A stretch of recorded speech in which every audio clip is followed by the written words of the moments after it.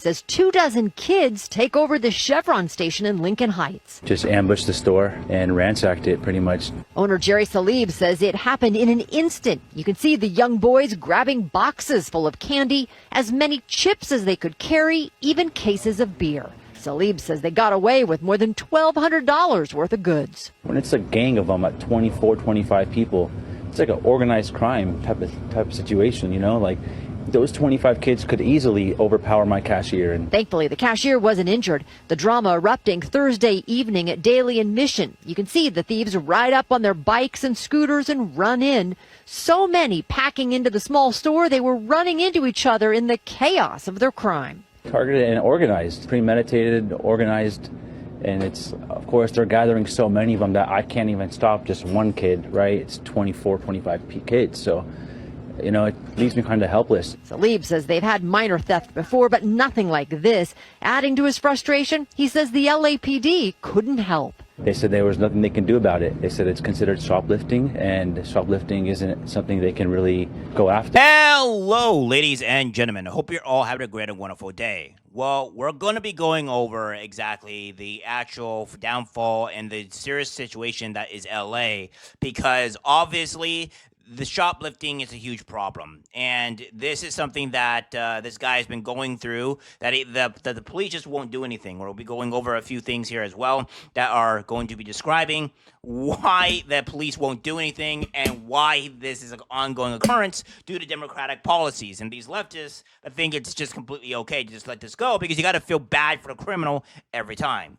So without further ado, let's get into this. 11, it's happened again. Teens going on a wild rampage, ransacking a Southern California convenience store, taking whatever they can get their hands on. Can anything be done to stop these crimes? Eyewitness News reporter Leanne Suter is live in Lincoln Heights with a new video tonight. Leanne.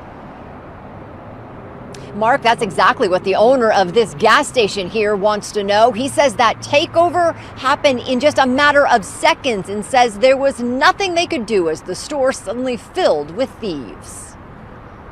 A sudden burst of young thieves as 24 kids take over the Chevron station in Lincoln Heights. Just ambushed the store and ransacked it pretty much. Owner Jerry Salib says it happened in an instant. You can see the young boys grabbing boxes full of candy, as many chips as they could carry, even cases of beer. Salib says they got away with more than $1,200 worth of goods. When it's a gang of them at 24, 25 people, it's like an organized crime type of situation, you know, like those 25 kids could easily overpower my cashier. And thankfully, the cashier wasn't injured. The drama erupting Thursday evening at Daly and Mission. You can see the thieves ride up on their bikes and scooters and run in. So many packing into the small store, they were running into each other in the chaos of their crime. Targeted and organized, premeditated, organized.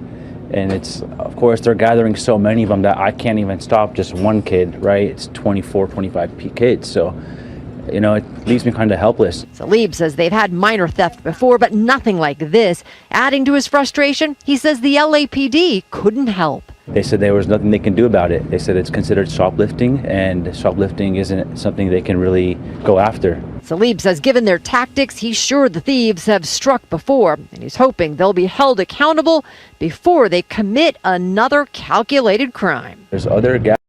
Yeah, I don't want to count on that. And here what you just heard was, you heard that the police are not going to do anything. Now, when you don't have law and order in your country or in your city or in your state, you get chaos. It's just that pure example. I mean, if you don't want to arrest the criminals, then they're just going to keep doing this, because this teaches kids, this teaches people that saying, "Oh, I can go and do this and not be held accountable for my actions." So therefore, they're going to keep on doing this and attacking people, etc., because they're just not going to be held accountable for their actions. This is an ongoing thing here in a lot of these liberal states and a lot of these democratic cities, because for whatever reason, they deem it as it's okay to have these people to protect the criminals. Why are we protecting the criminals? The only thing that we should do anything, quote unquote, protecting the criminals is they're not being wrongfully killed or being completely beaten down and like in the jail cell or whatever by other people. But outside of that, I don't care what happens to criminals. They committed a crime. They did something that did damage to the people that they did the crime to. So why are we protecting them? This is just stupid. It's just irrational, stupid emotion that has nothing to do with these people, right? They don't care about your emotions, so they're just going to do it anyways. Gas stations all within the area, and these type of things happen all the time, especially nowadays. So be ready and be cautious. Salib is calling on city leaders to do more about these takeovers and smash and grab robberies that have been plaguing so many businesses. Live in Lincoln Heights, Leon Suter. It's not going to happen because the city leaders want this to happen. They condone this type of stuff. They allow it to be a thing within their own cities, within their own states. It's just an ongoing thing. And as you see here, this is a common thing that occurs with this. Now, we have more with this, right? So there is a bit more that meets the eye to why the police won't do anything. Now, I am not justifying the police that they should not be doing anything, because they should be doing something. They should be doing this. However, let's go look at what you liberals are going to be using here, right? Because if you go and look at the actual evidence here, you end up finding out on why this is a problem. So when a business, so what is going to happen is when these people keep on attacking his store, his place, his gas station, he can't make ends meet. He loses money. If he keeps on losing the money, he has to relocate or move somewhere else. And this has a ripple effect, because that owner, by the way, that person that had this job, now doesn't have a job anymore because the crime caused this to happen. So let's go look at this. Liberals, stay tuned. It says, when a business leaves a city, the ripple effects can be significant, touching various aspects of the local economy, community, and infrastructure. Here's a breakdown of what typically happens. Job losses. Employees may lose their jobs, leading to reduced local income and spending power. For example, when a major employer like a factory or corporate office relocates, hundreds or even thousands of jobs can vanish, impacting workers and their families. Reduced tax revenue. Cities lose tax income from the business, property taxes, sales tax, etc., which can strain municipal budgets, potentially leading to cuts in public services like schools, roads, or public safety. Local business decline. Nearby businesses such as restaurants, shops, or service providers that relied on the company's employees or operations may see reduced revenue or close entirely. Real estate and infrastructure. Vacant properties. The business's departure leaves behind empty offices, spaces, warehouses, or retail locations, which can suppress local property values and create an urban blight if left unused. Yeah, we had this problem here before in the place that I'm at, because when you had so many homeless going to this one store, going to the Safeway store, and then people are too terrified to go into the store, or their homeless are causing problems, they had to close the store down because of the homeless. So that had a ripple effect, and for years, and I mean literal years, this store was not being used. It was just taking up space and causing problems within the community itself. That's a problem. And this was just done by homeless. They weren't like really necessarily stealing, but it caused a problem. Now, it inconvenienced us, because when we had to go to the actual store, we can't anymore, because we had to go to another store that's completely far away, because the homeless scared off this business. This is a problem here. And you have population decline, which workers move away to follow jobs, shrinking the city's population and potentially leading to a brain drain if skilled workers leave.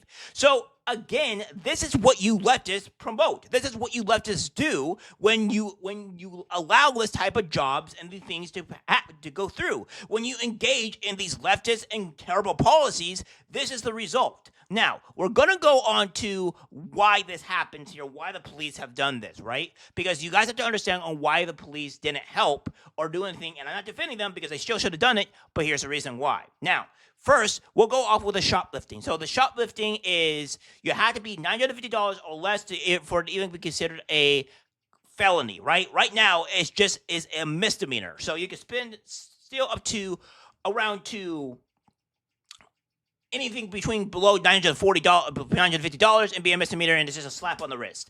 That is Democratic and leftist policies. But it does still allow police to go after them, right? They can still go after them. So why the police didn't want to go after them is beyond me. They can still go after these people, but it's still an issue. Again, when we go down to further to understanding why this is, some of the issues that this pertains. So the limitations here is that the LWD's response may be limited to staffing shortages or competing priorities, which that's one of the limitations, which a lot of the Democratic policies, they have wanted to defund the police, so that hurt the police force very much. So we all know that's a problem. And then the Proposition 47 impact, it's still in effect. So this law classifies theft under $950 as a misdemeanor, which some argue reduces deterrence. Police may issue citations rather than make arrests for first-time low-value thefts unless aggravating factors. So that's one of the reasons here. So that being said, if this is a thing that's going on here, and where the penalties are up to 6 months in county jail or up to a line to $1,000, it doesn't really do anything. And another thing as well, the youth problem there is that this is a huge issue on their end, just because of the fact that they don't charge youth. They are very lenient on youth. You can't do that. Because, again, if you're committing crimes, you need to put them into jail. Now, if it's shoplifting or what have you, I agree that after hearing some things about what one of my friends have said about working in the jail, they don't rehabilitate people. They don't rehabilitate kids at all. If it's shoplifting or something like that, they need to have systems in order to help these kids rehabilitate if it's shoplifting, right? But they need to still be punished. They have to be shown, like, this was bad, you shouldn't do this, and then put them in there, right?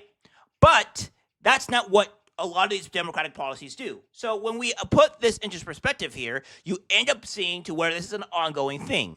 This is going to eventually kill LA. It's already the problem with the $30 minimum wage increase, which that's going to cause a huge economic problems within LA in itself. And then with this massive shoplifting, you're going to see a lot of businesses leave. It's going to be like dystopian. It's already dystopian mostly in California, but this in LA is just getting worse. And Democratic policies are the only ones to blame, because you only have Democrats, and Democrat is a California stronghold. So you could only blame Dems for this. And it's going to keep on getting worse, and people's lives are going to keep on getting worse. The exodus is going to be bigger because people can't live in these places when it's so dystopian.